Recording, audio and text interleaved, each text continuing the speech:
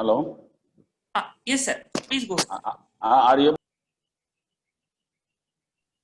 Thank you, Joshua. It's a pleasure to be here. I will try to share a presentation with you now so that it's much easier for, just give me a second. Yeah.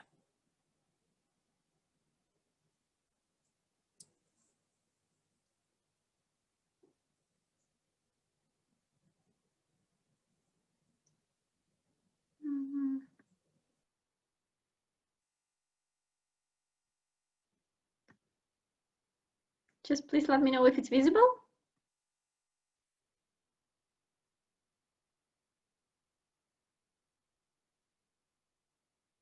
Okay, I hope that you can actually see the presentation. Yeah, it is visible, Angela. Okay, perfect.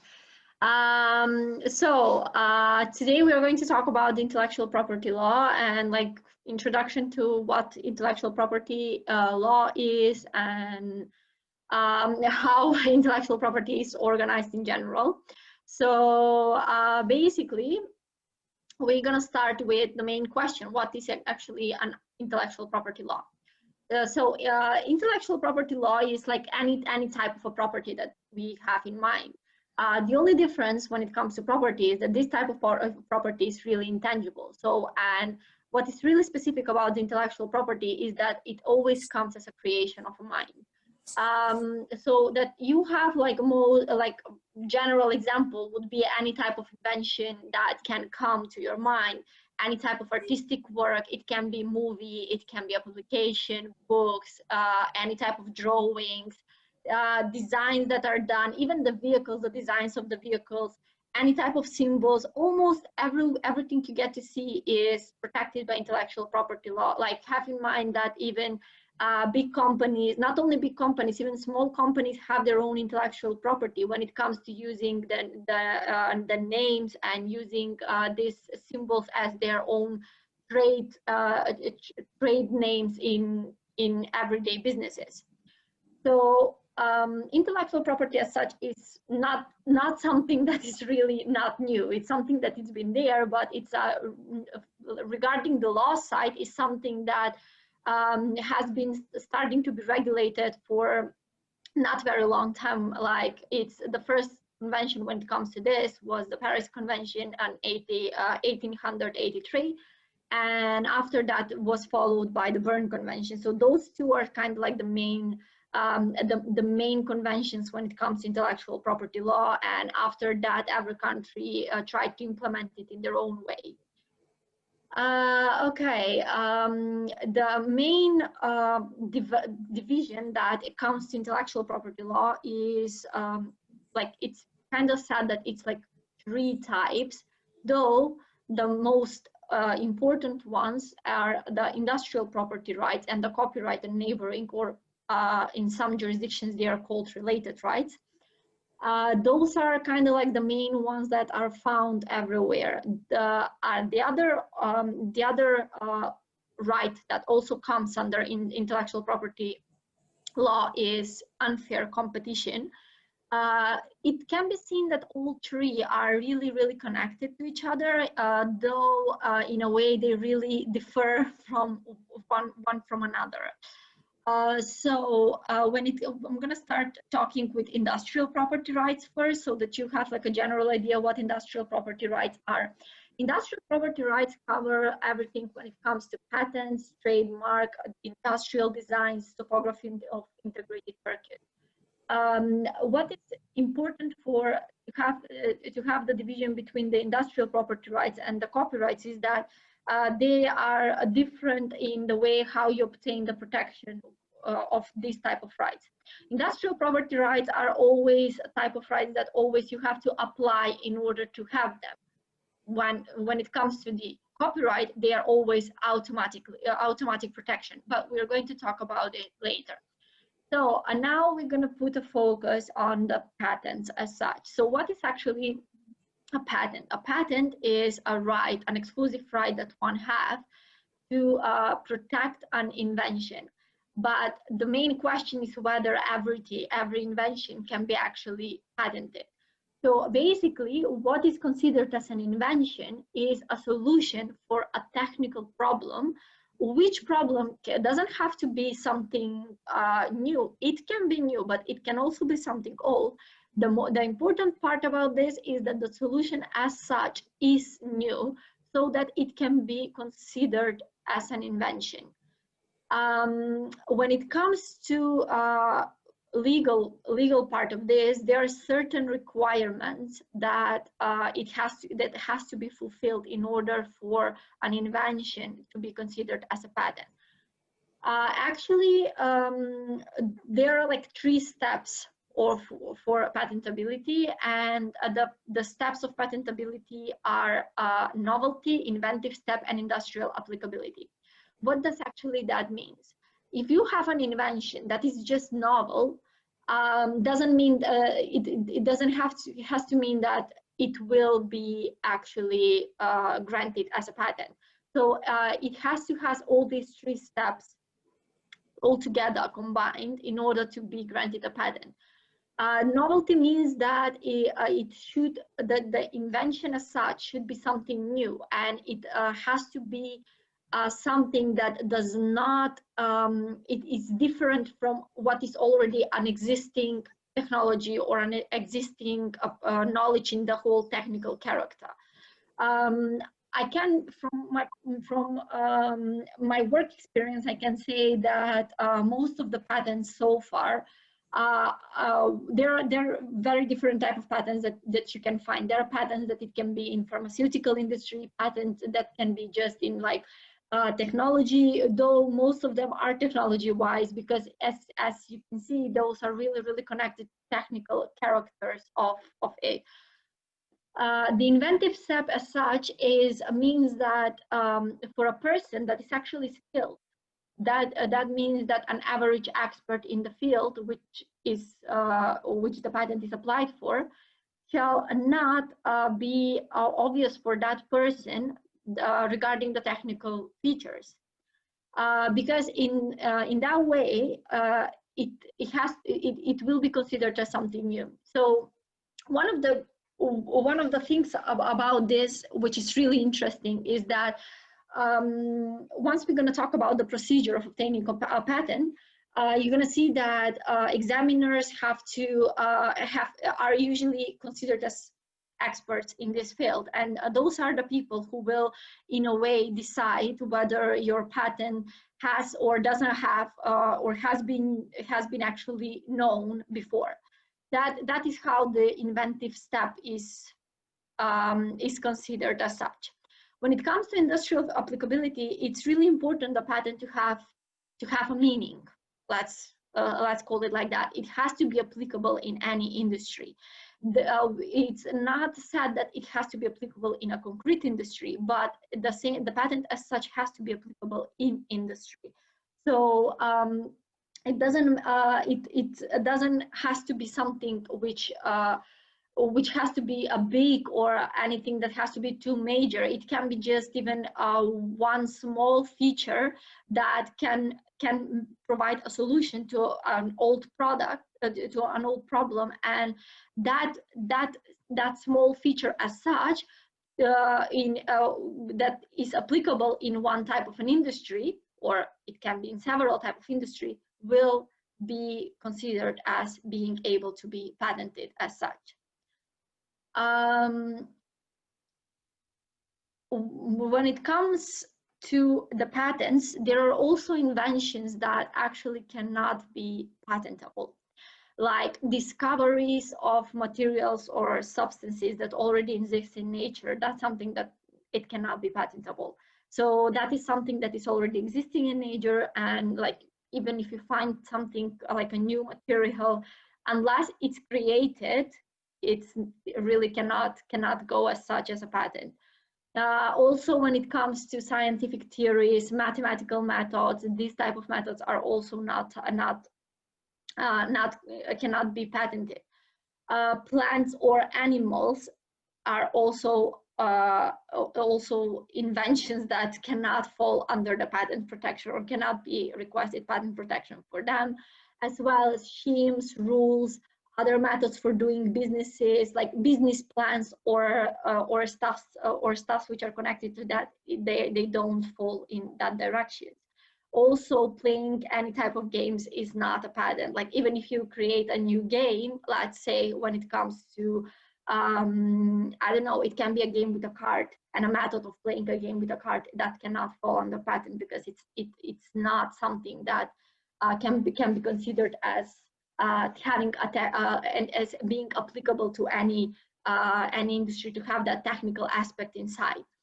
Also, a medical and veterinary treatment or diagnosis methods that are practiced on humans or animals that does not fall, though that is what is really important for pharmaceutical industry, is that products which are used in these methods can actually be patented. So if there is a product which is new and it's for a treatment of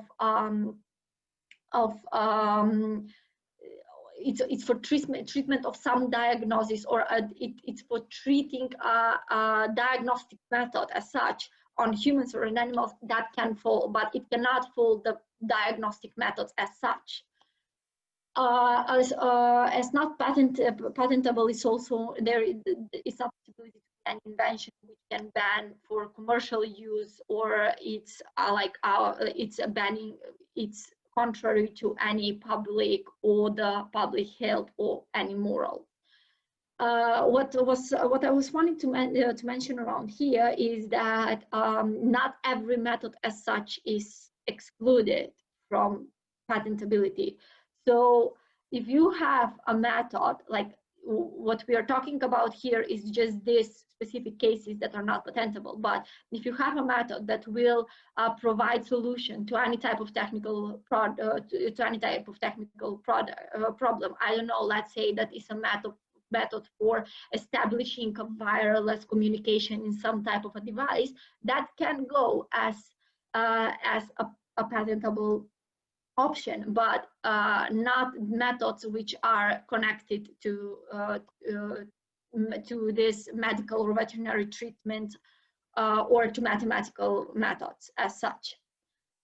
Okay, when it comes to the rights that you are gaining by having a patent, it's actually what is important, that what you are gaining is an exclusive right to prevent others from commercially using your type of invention.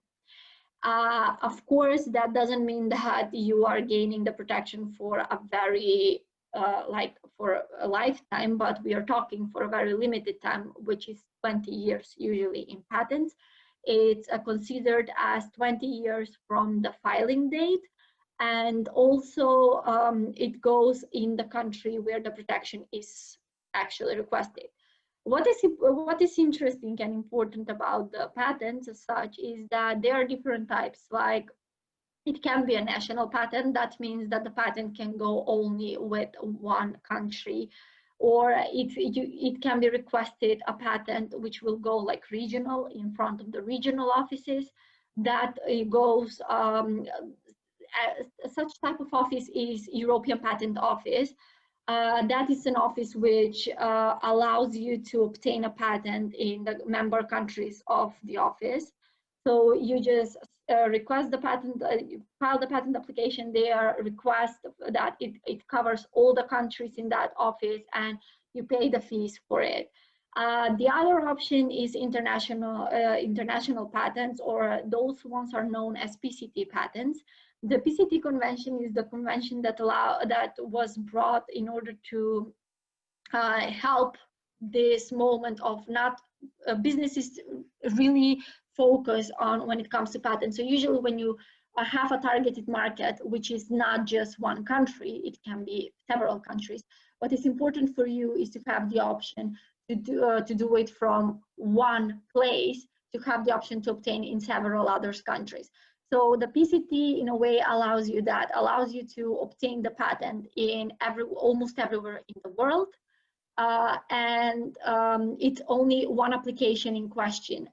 Usually the time frame to get a patent or to a patent to be granted as such, it's around in front of national offices, it depends from the country to country. Usually it goes up to 1.5 or 2 years. But when it comes to the PCT, it takes around 30 months. There is also another thing which is really interesting about the patents, and those are the utility models. Utility models are also known as small patents or small patent inventions, like useful patents. Those are not allowed in every country for now, but there are certainly a lot of countries that allowing them. Those are kind of like really easier to obtain because not all these requirements when it comes to patents are not there. The only thing that it has to be proven is the novelty and the inventive step as such, as well as the industrial applicability, is something that the office will not look at it. So for them, it's like they will not examine this too. They will just focus whether it's something new, whether there is a prior art or not, or how the state of art is when it comes to the patents, and that will be it. So they will allow you to grant that one.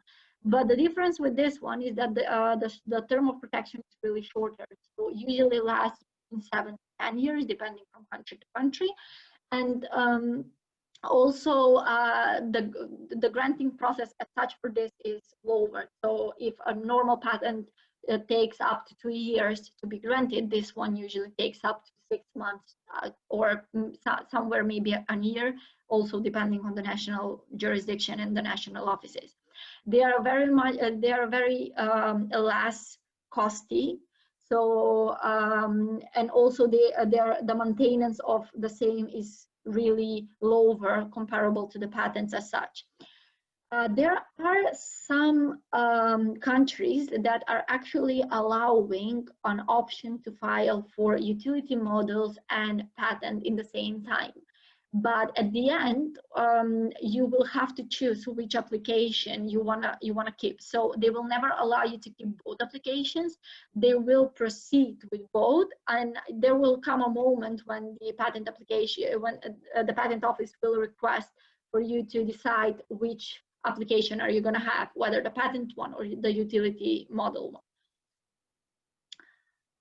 Okay, let's now talk a little bit more about trademarks.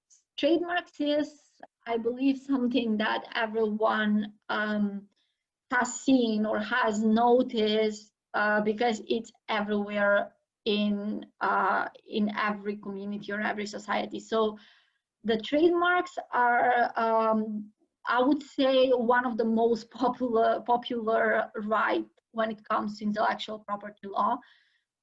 It's really important for the businesses to have them and to have them protected because it's in a way a distinctive sign for them, or an indicator of distinguishing one good or one service from another. Because as we are all aware, we cannot, there are a lot of companies that will produce vehicles, but every one of us will differ what is a BMW and what is a Mercedes. So the BMW as such, or the Mercedes as such, that is the trademark. That sign that they are using, it's their own representation. So that's why it's really important for them to have that registered, so that nobody is actually allowed to use that or mislead consumers that is doing the same services or the same goods under the same name. When it comes to the trademarks, what can be actually registered as a trademark, it can be any distinctive word, letter, number, drawing, it can be a color, combination of colors, logos, designs, labels, everything that almost everyone can think of. It's also there is like nowadays there are also like less traditional forms of trademarks, which are like tri-dimensional marks in some countries. Sound marks and small marks are also allowed. So generally when somebody is asked what a trademark is, somebody would say that it's a sign that can be visually perceptive, or which could be graphically representative, and that is the sign that can be actually trademarked. Though nowadays it can be seen that there are also trademarks which are like sound marks, like smell marks. What is important about them is that those type of trademarks are going as also graphical representation. So it's not that you have to be able to represent it graphically, otherwise it cannot go in front of the trademark office to get registered. The proceedings for the, I would say for every industrial property right are more or less the same. It's an application that is filed in front of the office, and the office is proceeding with this type of proceeding. So basically, they will at the end issue a certificate which is gonna prove your right as such. Also, there are grounds for rejection of trademark. These are, I would say, absolute grounds, or this is something that cannot be registered as a trademark. Like generic terms, for example, you cannot register apple for apples, or and to sell apples. You cannot register glass and to to sell glasses, or those type of trademarks are forbidden. So, but that doesn't mean that you cannot register Apple for selling something else, like what Apple has done. Like you can have Apple for computers, or you can have Apple for vehicles, but the only thing is that it cannot be a generic term for the product as such. Also, the descriptive terms like sour for vinegar, it's not allowed. Or salty for salt, it's also not going to be allowed, because those are actually words that you need in order to describe the product in question. So it's not possible to kind of forbid somebody from using these type of terms. Also, when it comes to the deceptive marks, is likely those are type of marks that are likely to mislead the consumers of the quality, of the nature, or the geographical origin of the product as such. Marks that are actually contrary to the public order or morality, and also flags, armorial bearings, hallmarks, emblems of states or international organizations also are not allowed, or they will be rejected immediately from the offices. So these are actually grounds where the office as such will not even get in question to look further in the mark. The mark will be rejected instantly as such. There is also in the proceeding process, there is also an option that if you already have a registered trademark as such, that you are able to file and somebody else is actually filing for a very similar trademark like yours for the same type of product or good. So you can actually go after in the office and send, it's called kind of like an objection, or it's a submission in some countries, where you're stating that that person is using a similar trademark. You're providing the proofs for that, and the office can actually on those grounds not allow the protection for that new trademark. So the whole proceeding as such is it's a little bit tricky when it comes to it, but of course if there isn't anything that is similar, then there is nothing to be worried. The only importance when it comes to the trademarks is that they really do not create confusion. That is one of the reasons why most of the companies are really focused on this trademarks, and they're really focused on chasing infringements as such, because for them what is really important is that there is no other person who is gonna in a way prove that they are doing the same thing under their already registered trademark, because it also jeopardizes the reputation of the company as such. It jeopardizes their quality and everything. So for them it's losing losing clients or losing customers. So most of them are really picky when it comes to this, and they're really trying to protect their rights as much as they can.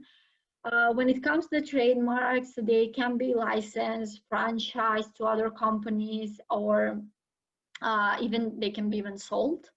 What is really interesting is that big companies like McDonald's, Coca-Cola, they franchise. Usually, what they do is franchising of their trademarks.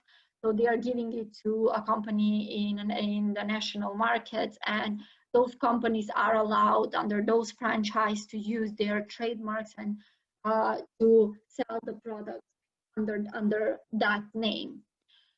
The registration of the trademark, like when it first filed, it's valid for 10 years, but they are subject of renewal, so they can be renewed for unlimited number of times. And for them, it's really it's up to the business owner or to the person, the physical person, how long that trademark will stay registered or how long it will be in use.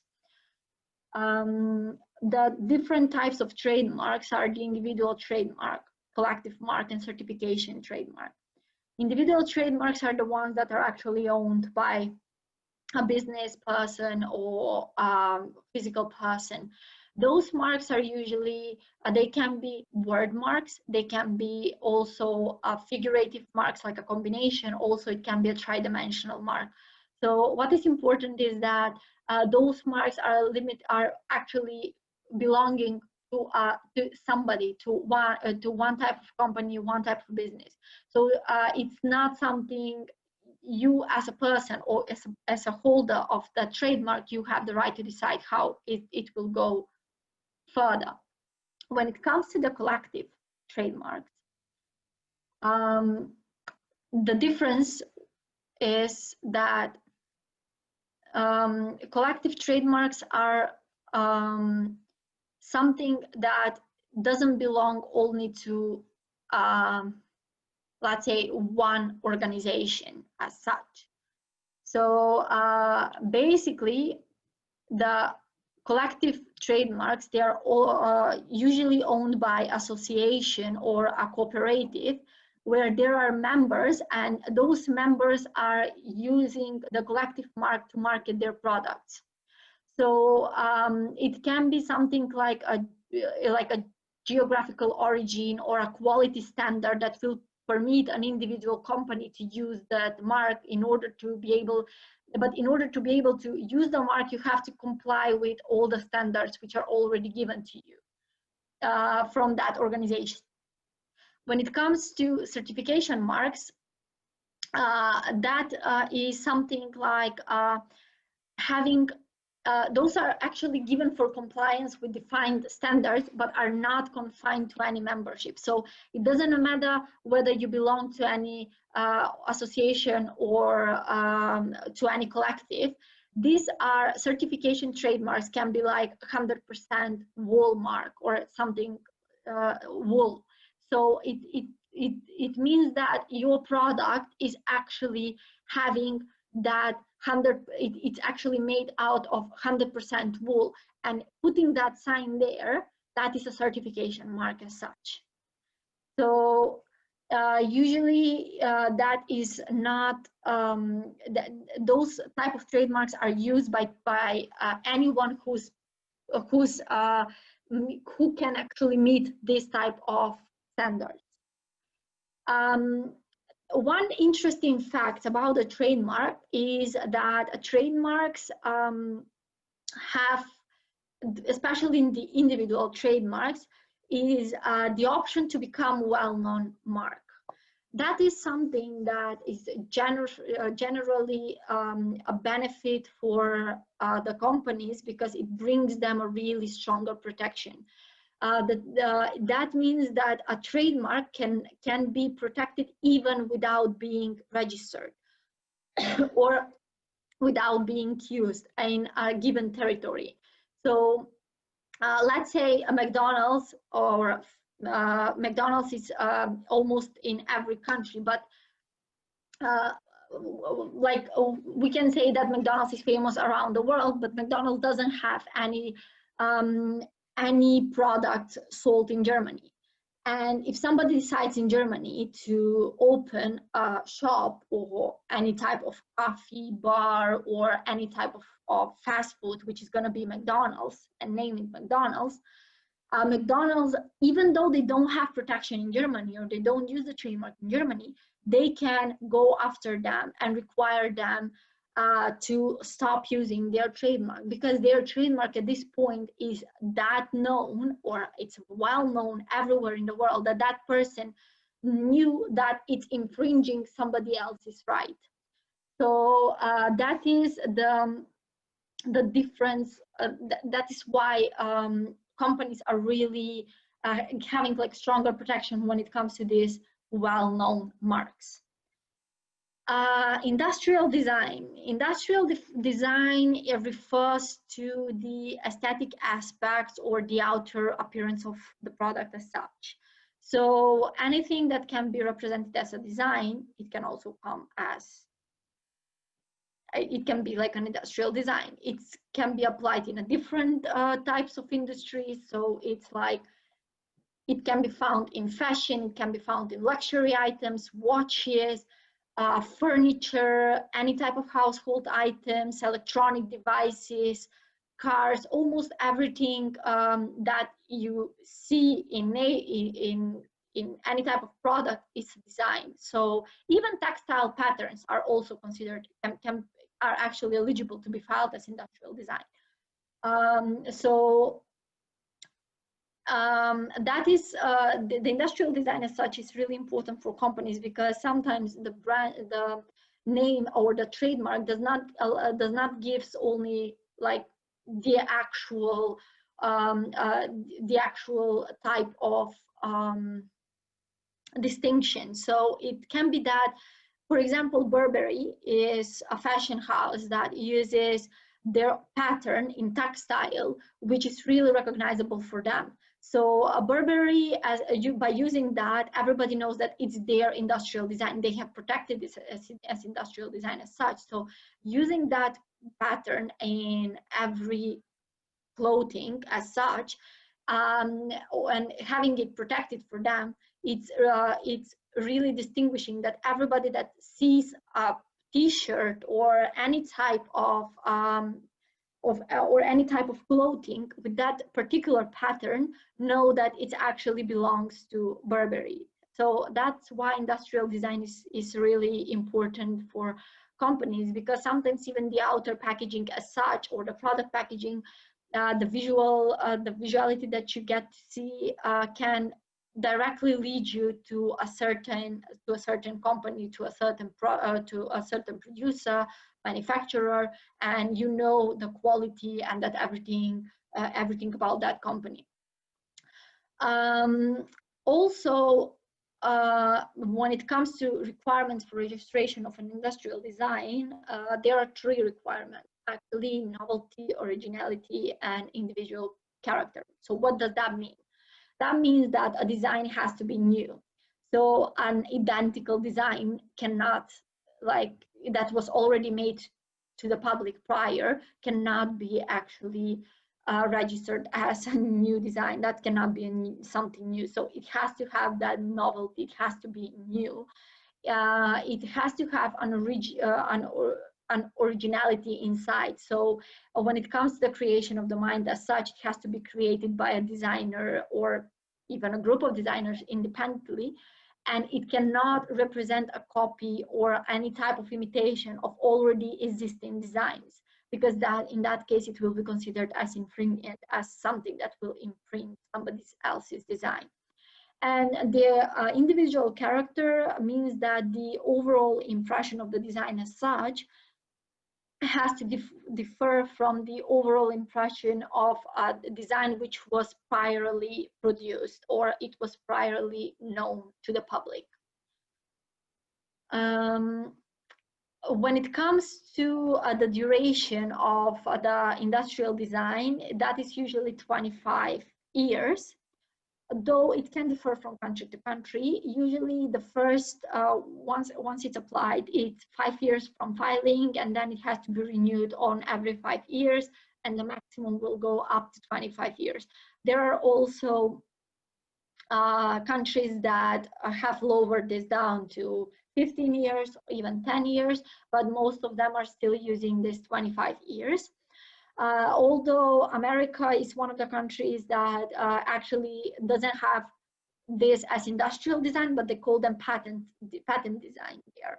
So there is like a little bit difference between what is actually the industrial design considered in Europe and the industrial design considered in America. Now we're going to talk a little bit about geographical indications. Geographical indications is something that it's really known, but I believe most of the people were never aware of what is actually a GI. Geographical indication as such is a sign which is used on goods that have a specific geographical origin. And that means it possesses qualities or reputation that are attached to that place. So for example, like champagne, I believe most of you know what champagne is, and like we all call it champagne, but that is a sparkling wine. And that sparkling wine coming from the region of Champagne in France has got the name champagne. And that means that everybody that is using that as champagne, it refers to that type of a sparkling wine that was produced in that region or in that origin. It's the same thing with Porto, with Havana. There are even a lot of examples when it comes to geographical indication, like all these type of cheeses. Even Germany is known for the beers, like Bavarian beer and stuff. So those are geographical indications. I believe that every country as such has its own. What is important about them is that unauthorized parties cannot use the geographical indication in respect to products that actually do not belong to that place or have never been produced in that place. So you cannot use a geographical indication for a product, let's say for a wine, a sparkling wine that was produced in Poland, and to say that it's a champagne, because that will actually mislead consumers to believe that it was produced in the region of Champagne, in France, which is actually not true. There is a couple of quick questions to you. We have from our participants.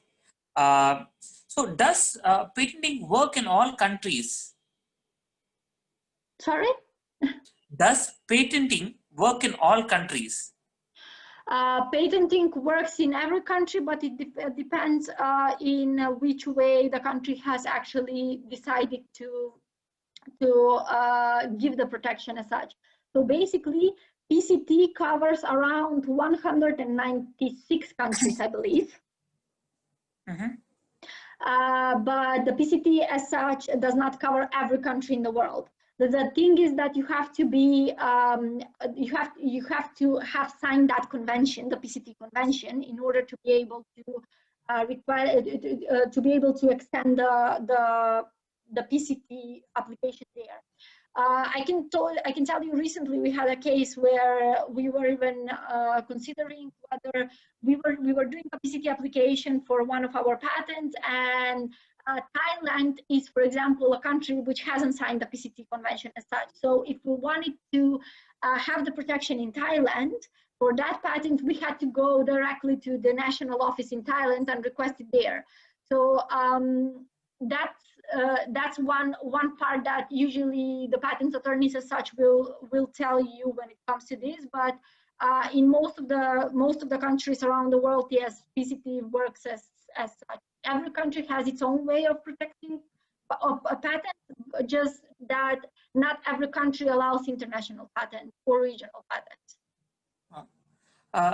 Angela, the next question is, what are the drawbacks of not patenting? In case if one comes up with a new technology and if they don't patent it, what are the drawbacks which they might face? Well, the drawbacks, the idea of the patenting, or better said, the idea of the innovation of the invention as such is it's a creation of mind, and the creation of mind as such, up until ages ago, was not there was no financial benefit for it. So everybody can use it. If you don't patent it as such, that means that somebody or someone else can actually use that type of that type of invention everywhere. So once it goes to the public, it is public. There is nothing you can do to stop or to gain benefit, like financial benefit for you or for the company. Doesn't matter who is going to be the one that is going to be the holder. So that is one of the biggest drawback, I would say for the patents, that once it goes public, there is nothing that you can do to gain the financial benefit. So in a way, you are giving your invention for free. Okay. Thank you, Angela. I would just like to translate what you said. Just take a couple of points, translate in the local regional language to all the participants. Yes, no problem. Very shortly. So in intellectual property rights, IPR அப்படின்னா என்னன்னா, நம்ம ஒரு business நம்ம ஆரம்பிக்கும் போது இல்ல நம்ம ஏதாவது புதுசா ஒரு விஷயங்கள் கண்டுபிடிக்கிறோம்.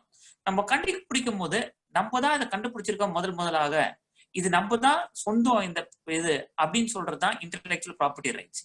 அதே மாதிரி ட்ரேட்மார்க்னா என்னன்னா, ஒரு டிசைன், ஒரு பேர் வைக்கிறோம், நம்ம ஒரு கம்பெனிக்கு ஒரு பேர் வைக்கிறோம் அப்படின்ற போது நம்ம கம்பெனிக்கு வச்சிருக்க அதே பேரை வேற யாரும் காப்பி பண்ணாம சட்ட ரீதியாக நம்மளுதான் அது சொந்தம், அந்த கம்பெனி, அந்த லோகோ டிசைன், அந்த நம்ம யூஸ் பண்ற டிசைனா இருக்கட்டும். ஸோ டெக்னாலஜியை பேட்டன்ட் பண்றதோ, டெக்னாலஜியை பேட்டன்ட் பண்றது வந்து இன்டெலெக்சுவல் ப்ராப்பர்ட்டி ரைட்ஸ். இந்த லோகோ மற்ற ஒர்க்லாம் இது பண்றது ட்ரேட்மார்க். ஸோ இது வந்து அது நம்ம கண்டுபிடிக்கிறது வந்து பொதுமக்களுக்கு பயனுள்ளதா இருக்கணும். அதே மாதிரி நம்ம கண்டுபிடிப்பை நம்ம பாதுகாக்க முடியணும் பொதுமக்களுக்கு கொடுக்கறதுக்கு, நம்பர் 1. அடுத்தது வந்து நீங்க இது ஒரே ஒரு நாட்டுக்கு மாத்திரம் பேட்டன்ட் பண்ணலாம், ஒரே ஒரு நாட்டுக்கு இல்ல ஒரு மாநிலத்துக்கு மாத்திரம் நம்ம ட்ரேட்மார்க் ஃபிக்ஸ் பண்ணலாம், இல்ல எல்லா நாட்டுக்குமே நம்ம வந்து ட்ரேட்மார்க் பேட்டன்டிங் நம்ம பண்ணலாம் அது பண்றதுக்கு. அதே மாதிரி பேட்டன்டோட பிரோஜனங்கள் வந்து பாத்தீங்கன்னா, சில நாள் வந்து யூஸ்ஃபுல்லான விஷயமா இருக்கலாம், எல்லாருமே யூஸ் பண்ற விஷயமா இருக்கலாம், அந்த மாதிரி நீங்க பேட்டன்ட் பண்ணலாம். சிலது வந்து ஷார்ட் டேர்ம், ஒரு குறுகிய காலத்துக்கு மாத்திரம் பேட்டன்ட் பண்ணலாம். அதாவது அடுத்த மேபி ஒரு 5 வருஷத்துக்கு இது எங்களோட ரைட்ஸ், நாங்க அதுக்குள்ள கண்டுபிடிக்கணும், அப்ப அடுத்தவங்களுக்கு பாஸ் அவுட் பண்ணலாம் அப்படின்ற மாதிரி சொல்லலாம். அதே மாதிரி சின்ன தயாரிப்பு, புதுசா ஒரு இன்வென்ட் பண்றோம், இல்லாத ஒரு விஷயத்தை இன்வென்ட் பண்றோம் அது பண்றதுக்கு. ஸோ இந்த ஷார்ட் டேர்ம் ப்ரொடெக்ஷன்ன்றது நார்மலா வந்து பாத்தீங்கன்னா கிட்டத்தட்ட ஒரு 7 ஆண்டு காலம் வரைக்கும் கொடுக்க வாய்ப்பு இருக்குது. இந்த பேட்டன்ட் பண்ற டியூரேஷன், பேட்டன்ட் பண்ற ப்ராசஸ் வந்து சில நேரத்துல ஒரு 6 மாசம் வரைக்கும் ஆகும் இது பண்றதுக்கு. ஸோ இதுதான் நம்ம பார்த்த topic, intellectual property rights, trademark. So summarize பண்றதுக்கு என்னன்னா, நம்ம புதுசா ஒரு பிசினஸ் ஆரம்பிக்கிறோம் இல்ல ஒரு கண்டுபிடிப்பை கொண்டு வரோம் அப்படின்னா எப்படி மத்தவங்க கிட்ட இருந்து நம்ம அதை பாதுகாக்க முடியும், அதுதான் வந்து இவ்வளவு தூரம் எக்ஸ்பிளைன் பண்ணது. ஸோ ஏஞ்சலா மேடம் வந்து ஜெர்மனில, அவங்க யூரோப்பியன்ல இருக்க ஆல்மோஸ்ட் ஆல் த கண்ட்ரீஸ்ல அவங்க வந்து ஒரு இப்ப இந்த சாலிசிட்டர், பாரிஸ்டர் அப்படின்னு சொல்ற மாதிரி ஒரு மிகப்பெரிய, அங்க ஒரு நம்ம ஊர்ல எப்படி அட்வொகேட் நம்ம இருக்குமோ அது மாதிரி ஒரு மிகப்பெரிய அட்வொகேட். இந்த இன்டெலெக்சுவல் ப்ராப்பர்ட்டி ரைட்ஸ் இருக்கிறதுலே top companies, IT companies and இந்த மாதிரி டாப் இண்டஸ்ட்ரீஸ்க்கு அவங்க வந்து லாயரா ரெப்ரசென்ட் பண்றாங்க, மிகப்பெரிய கம்பெனிஸ்க்கு. ஸோ இதுதான் அதோட ஒரு பிரீஃப்.